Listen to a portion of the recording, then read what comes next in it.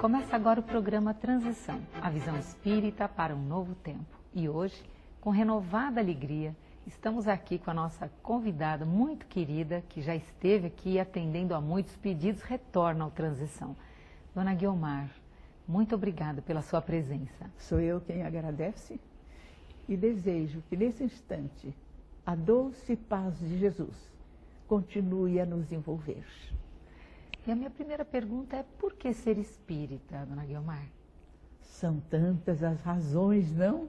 Mas vamos tentar fazer alguns comentários a respeito do que nós achamos que seja a doutrina dos espíritos. Para mim, ela é uma vigorosa esperança nos dias que passam, porque ela caminha de mãos dadas com a ciência. Sim. E à medida em que a ciência vai decifrando os enigmas do ser humano, mais se fortalece os postulados nos quais a doutrina se assenta. A doutrina espírita é, sem dúvida alguma, um processo iluminativo que permite ao homem ter uma visão mais ampla da vida em todas as dimensões. O espiritismo é, sem dúvida, com toda certeza, o consolador prometido por Jesus, porque para mim é a doutrina mais compatível com os ensinamentos de Jesus. E como Jesus disse assim: eu vos mandarei o Consolador, ele vos fará recordar tudo quanto eu vos tenho dito e vos ensinará todas as coisas. Então a doutrina dos Espíritos vem realmente pregando muito amor, pregando o perdão, o esquecimento das ofensas e a iluminação interior. É a doutrina de Jesus dentro de sua maior simplicidade. E nós vamos encontrar, então, na doutrina dos Espíritos, um reforço maior para os ensinamentos de Jesus.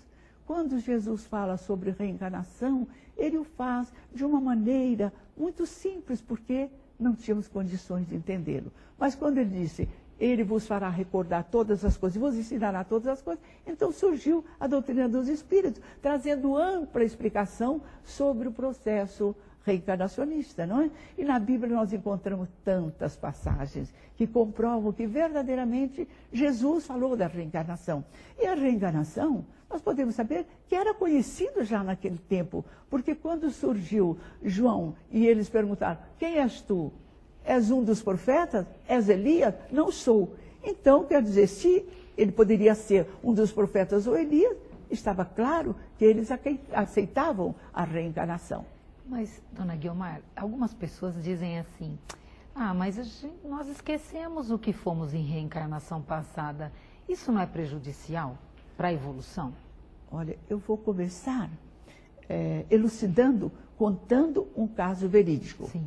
Nós conhecemos o senhor porque sua esposa veio nos procurar e esse senhor estava 6 meses no quarto, sem sair do quarto, porque ele tinha um filho e brigou à noite com o filho.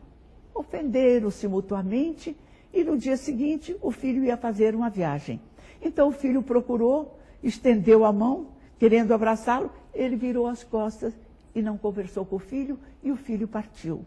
Depois de algumas horas, ele recebe um telefonema de que o filho havia desencarnado num acidente. A partir daquele instante, esse homem encheu-se de culpa, de remorso e que quis afastar-se exatamente do mundo. Então nós vemos aí por que ele pensou isso. Ele julgou que ele havia perdido o contato com aquele filho para sempre, que ele jamais iria encontrá-lo. Mas o ponto principal, imagine só, este homem só tomou conhecimento de uma falha sua, de um gesto onde acuso a falta de amor, não é a falta de compreensão do erro do filho.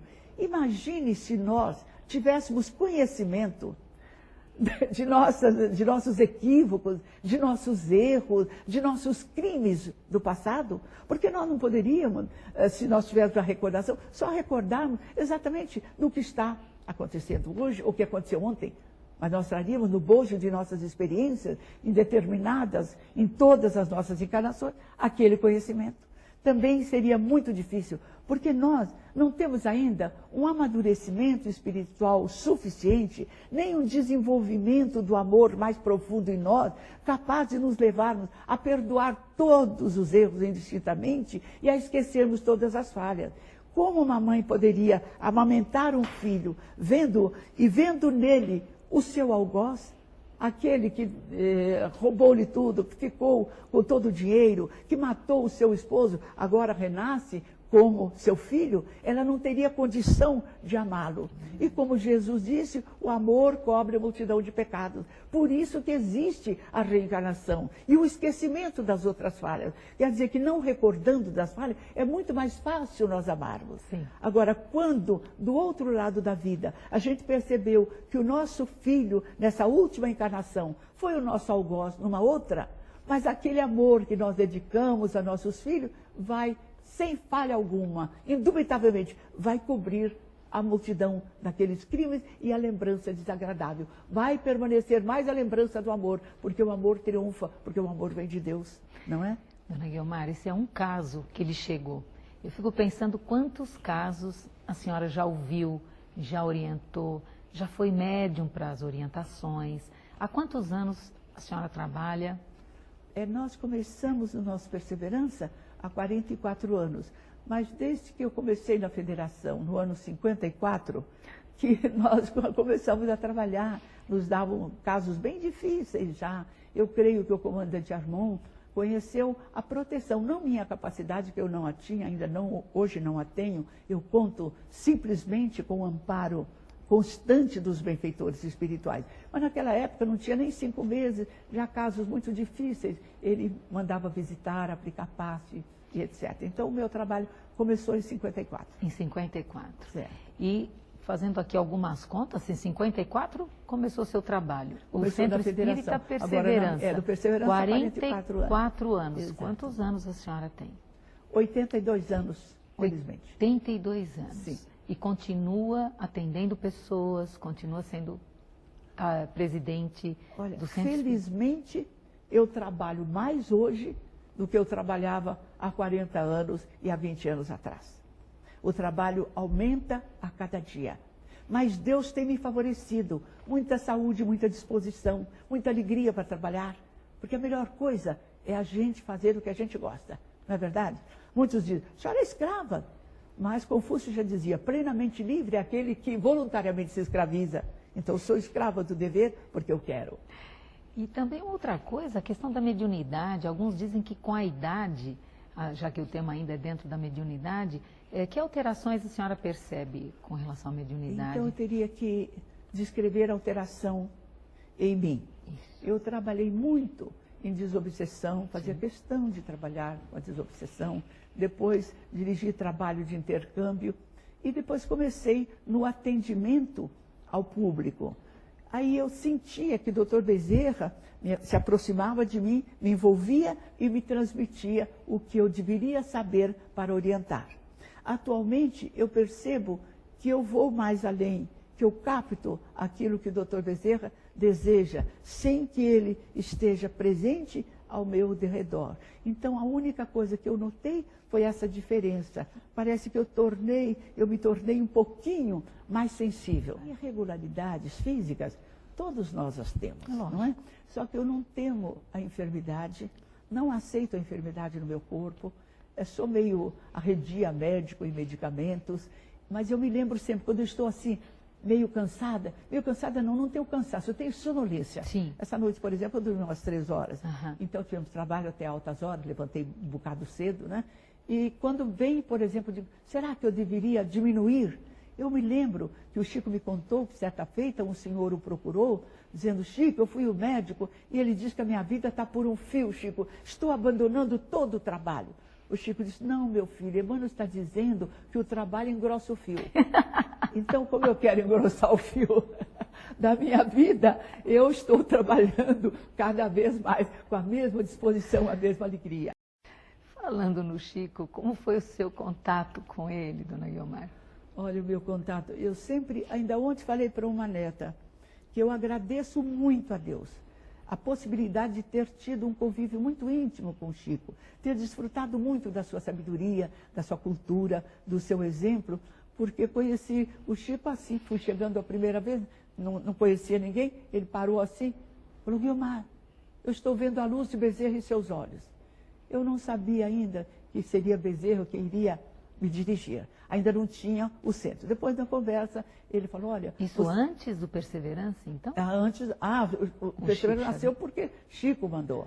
Eu brincando com ele, falei, Chico, por que você me jogou nessa vida, Chico? Para quem não sabe, Chico Xavier, médium em Uberaba, né? Porque nós falamos aqui, parece que todos conhecem. Então, exatamente. Você está falando de Chico Xavier, Chico você foi Xavier. um dia lá em Uberaba. Foi um dos maiores médiums. Mas o que mais me impressionou sempre, a grande cultura de Chico Xavier. Quem o conhecia julgava que ele era simplesmente portador do conhecimento, da sabedoria, da cultura dos espíritos que o assistiam. Não, Chico Xavier era um autodidática. Ele conhecia tudo. Só que a sua humildade dele não deixava sempre se pronunciar à altura do seu conhecimento. Ele lançava, por exemplo, um assunto. Se alguém não adiantasse aquele assunto, ele parava por ali, para não dizer, eu não quero demonstrar o que eu sei. A gente conversava muito sobre a civilização inca, que eu gostava muito, ele também, então nós dialogávamos muito sobre isso. Tanto que o mês passado eu estive lá em Vilcabamba, eu fui lá saber por que as pessoas viviam muitos anos, que viviam mais de 100 anos, sim, trabalhando de boi. Sim. Eu fui ver se havia algum componente espiritual. É a alimentação, é o tipo de vida e o ar. O clima lá é sempre o mesmo, da manhã à noite, e não tem variações. Aqui o tempo varia, muitas vezes a gente contrai um resfriado, antibióticos desde criança, então vamos enfraquecendo os nossos órgãos, não é? De defesa principalmente. Então eu cheguei a essa conclusão. Então eu percebi que Chico Xavier era culto, era rico em sabedoria, uma das criaturas mais sábias, talvez a mais sábia do mundo, e a mais humilde. É verdade. Agora, ele tinha aquela mediunidade que ninguém pode... Muitas vezes ele estava lá, eu estava aqui pensando, eu tinha um canteiro assim em casa de amor perfeito, que era dedicado a ele. E eu pensei um dia, entrando, olhei assim, olhando ali, pensando no Chico, eu falei assim, oh meu Deus, se o Chico estivesse lá dia 18, eu iria a Uberaba. No dia seguinte eu recebi um telegrama. No dia 18 estarei em Pedro Leopoldo. Mas a partir do dia 22, esperamos a... Ele captava com facilidade o pensamento. A longas distâncias. A longa distância. E a senhora falou que foi ele que lhe orientou para... Foi ele, porque então, quando abrir a primeira vez que nós fomos lá, naquela peregrinação, eu lhe disse, Chico, olha, eu não tenho tempo em casa de fazer nada. Da manhã à noite vem pessoas pedindo passe, orientação, sabem que eu vou à federação, então eles me procuram. O Chico pôs a mão na coisa e falou, não, Guiomar, não faça isso não. Desejo está dizendo para você não atender no seu lar, porque antes de chegar o perturbado, chegam os perturbadores. E você tem crianças pequenas, pode cair, pode brigar. Falei, ai, Chico, já está acontecendo. Então dê um passe embaixo de uma árvore, mas não na sua casa. Nós viemos conversando, meu marido e eu, nós tínhamos um comércio, ele falou, eu vou construir um salãozinho para você então atender. Mas o salãozinho cabia 100 pessoas. Ali nós conversamos, depois de 6 meses o pessoal ficava do lado de fora. Nossa. Foi assim que começou exatamente o nosso trabalho, sempre sob a orientação de Chico, sempre. Ele nos orientava, eu ia lá todos os meses. E comecei a ir, porque na segunda vez que eu fui lá, ele falou, Guiomar, se você tiver que comprar um vestido todos os meses, não compra não, Guiomar, vem me ver. O que ele pediu, imagina. Eu ia todos os meses, algumas vezes, 2, 3 vezes por mês. Quando ele ficava meio doentinho, eu ia para o telefonava, falava, Guiomar, Chico está te esperando. Ele estava na cama, eu ficava sentada assim, quietinha, daqui a pouco ele ficava bem. A troca de amor e energia, não é? Nós trocamos de energia. E quando o amor é exatamente a força mestra, parece que esse amor se transforma em energia, em força, não é? Porque eu vejo que eu cubro aquela minha multidão lá, com o meu amor, eu não tenho nada para lhes oferecer. Eu ia dizer isso, agora nós vamos para o intervalo, mas quando voltarmos, nós vamos saber essa multidão, quantos são hoje, aquele quartinho, ou um salão que cabiam 100 pessoas, e 6 meses depois já não cabiam mais, hoje o Perseverança, quantas pessoas atende? Agora nós vamos para um pequeno intervalo, mas você continua em sintonia aqui com a Transição, a visão espírita para um novo tempo.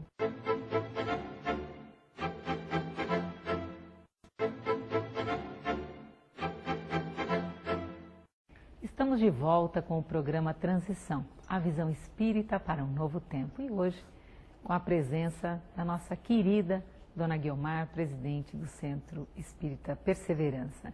E ela nos contou aqui do contato com o Chico, que foi ele que deu a orientação para que ela abrisse o espaço para atender as pessoas que a procuravam na casa dela.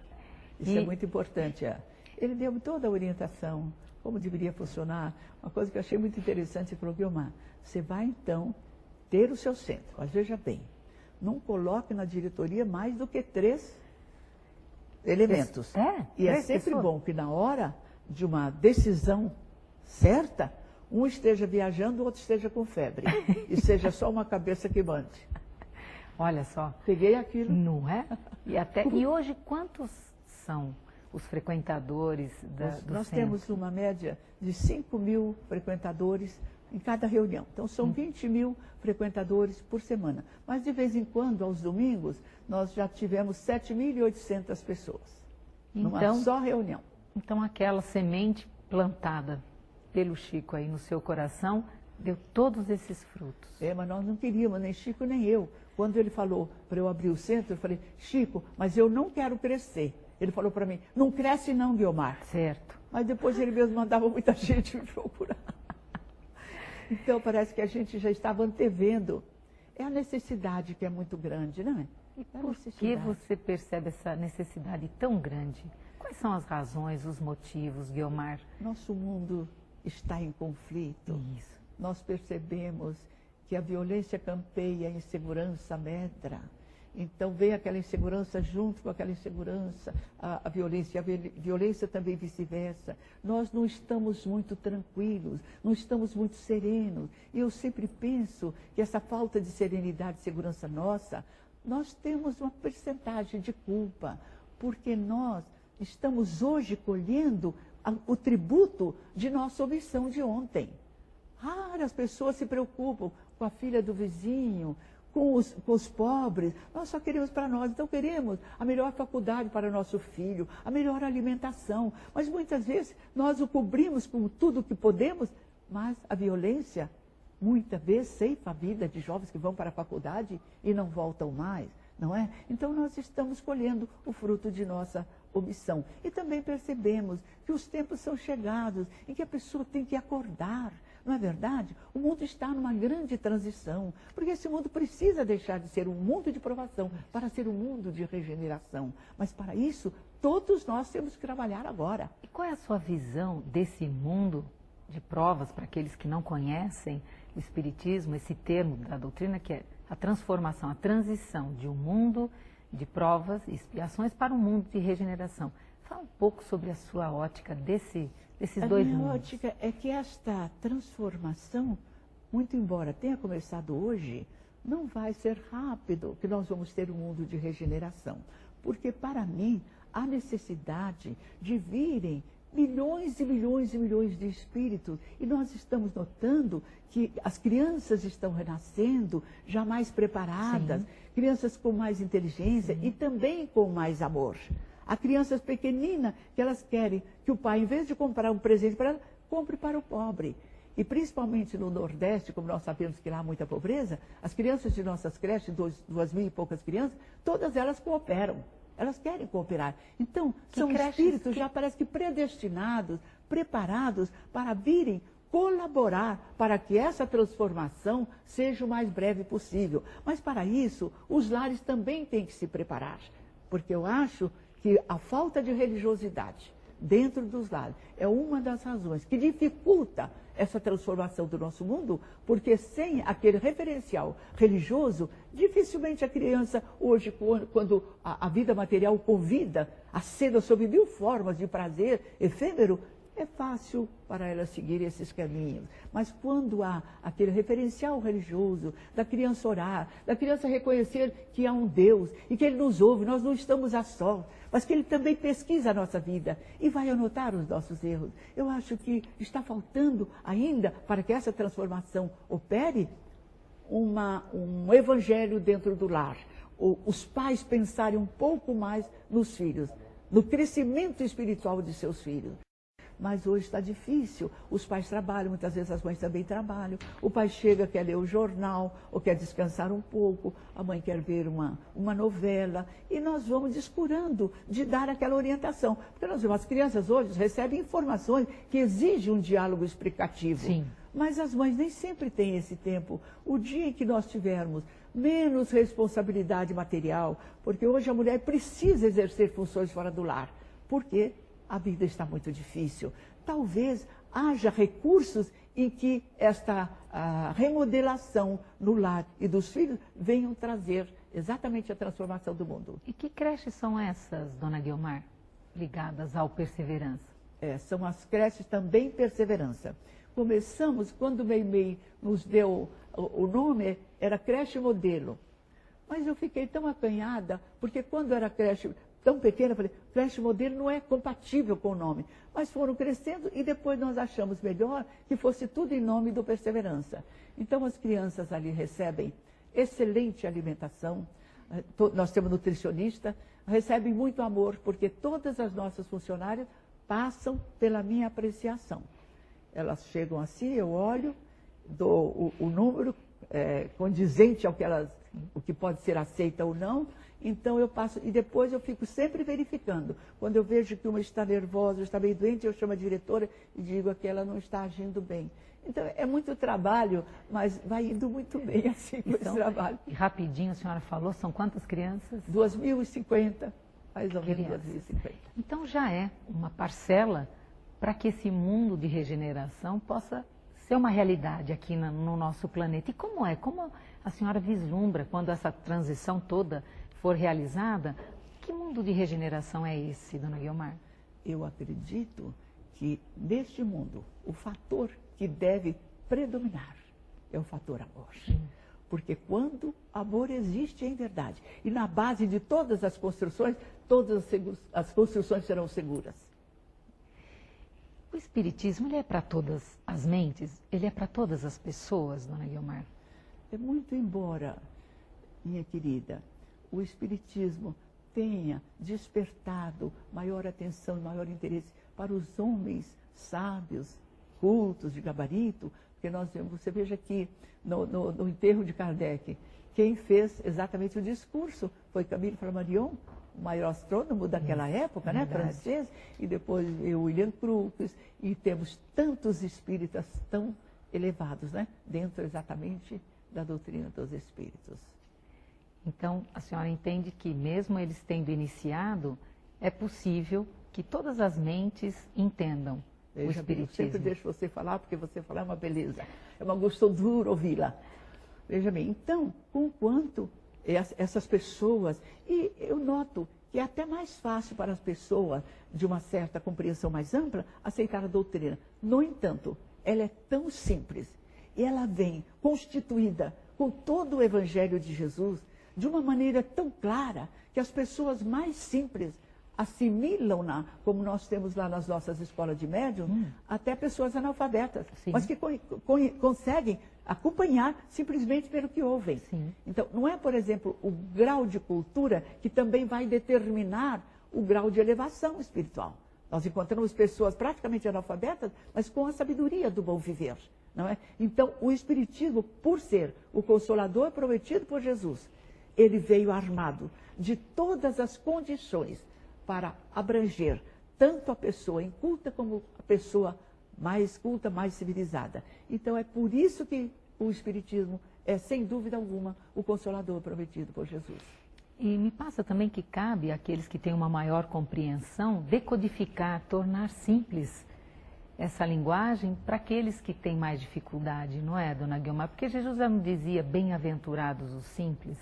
Então aquelas pessoas que já conseguem entender pontos da obra que são um pouco mais complexos, que eles possam traduzir numa linguagem mais simples também. Exato, porque o espírita, como ele não tem motivo algum de se orgulhar pelo muito que ele venha saber ou que venha realizar. Missão do homem inteligente na Terra. Nós sabemos que está naquela faixa. Nós, por exemplo, se somos portadores de uma maior inteligência, é porque já vivemos mais, tivemos mais oportunidade. Então não há. Então eu creio que os espíritas têm feito isso e deverão continuar fazendo, usando sempre uma linguagem mais simples, capaz de ser acessível a qualquer mente, a qualquer criatura que venha ouvi-la.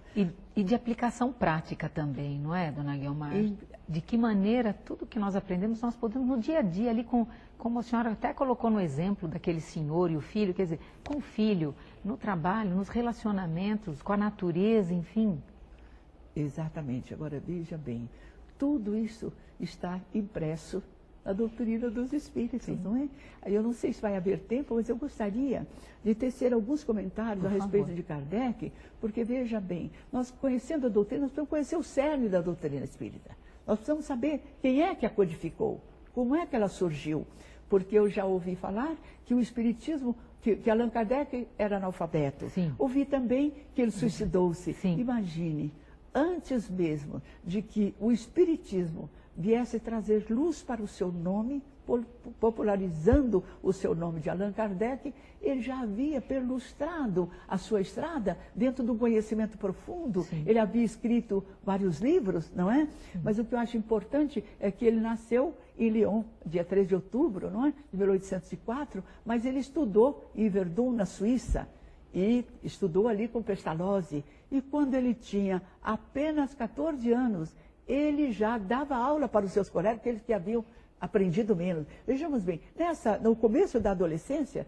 geralmente o adolescente quer ser o máximo, porque ele está saindo da infância, não é? Ele quer demonstrar que ele já é senhor, que ele já conhece muitas coisas. E Kardec não, ele já se preocupava com os outros e transmitir para os outros aquilo que ele sabia. Uma condição fantástica. Agora, o que me admira também é ele ter sido tão sereno e não se entusiasmar com as notícias, porque a primeira pessoa com a qual ele conversou foi o seu Carlotti, não foi o seu Patier. O seu Carlotti encontrou em 54, no começo de 54, e convidou, olha, Chico Xavier, as mesas agora dentro do maquinetismo estão fazendo milagres. Veja bem, que elas saltam, elas falam. Mas ele falou com tanto entusiasmo que não deu muita atenção. Mas depois, já no final de 54, ele encontrou o senhor Patier. E o senhor Patier falou das mesas girantes, tudo direitinho, mas com aquela coisa, com aquela calma, despertou nele um interesse. Mas quando o senhor Patier falou para ele assim, as mesas saltam e giram e também respondem a perguntas mentais. Aí Kardec disse, olha, aquela salta, eu sei, porque o fluido magnético, que é uma espécie de eletricidade, atuando sobre os corpos inertes, pode fazer ele movimentar. Até aí não vejo nada. Mas que as mesas respondem a perguntas mentais, eu preciso que me prove que as mesas têm cérebro para pensar e têm nervos para sentir, senão isso é um conto para se rir. Mas ele, o senhor Patier convidou para ir a uma reunião. E quando ele chegou naquela reunião, ele percebeu que havia uma lei natural que estava presente ali, desconhecida, e que fazia com que verdadeiramente aquelas mesas pudessem responder a perguntas mentais, porque havia um correspondente espiritual. E aí ele passou, não é, a estudar. O mais interessante foi em 1955 que ele se converteu à doutrina, que ele chegou à conclusão. E já em 1857 vem publicado o primeiro livro dos Espíritos. Então ele não ficou, mas será? Não. Ele, como era uma pessoa muito sábia, muito preparada, ele teve confiança naquilo que o seu espírito lhe deu como prova cabal. É o que muitas vezes falta para nós. E a gente quer, mas será? Nós temos que ser decidido, autodeterminado. Porque é muito comum hoje a pessoa convencer-se de uma verdade, mas não se converter a ela. Converter é integrar-se nela, não é? Dona Guiomar, por hoje agora, suas despedidas. Olha que rápido de novo. Por favor, se despeça dos amigos. Então, eu gostaria de dizer ao meu povo, eu costumo dizer lá para o meu povo, mas como eu amo o ser humano, indistintamente, reconhecendo que todos nós somos irmãos, eu quero dizer ao meu povo, estude o Evangelho segundo o Espiritismo e você vai encontrar Jesus falando nele. Muito obrigada pela sua presença. Obrigada a vocês que estiveram em sintonia com o programa Transição de hoje. Estejamos juntos e próximos no próximo Transição, a visão espírita para um novo tempo.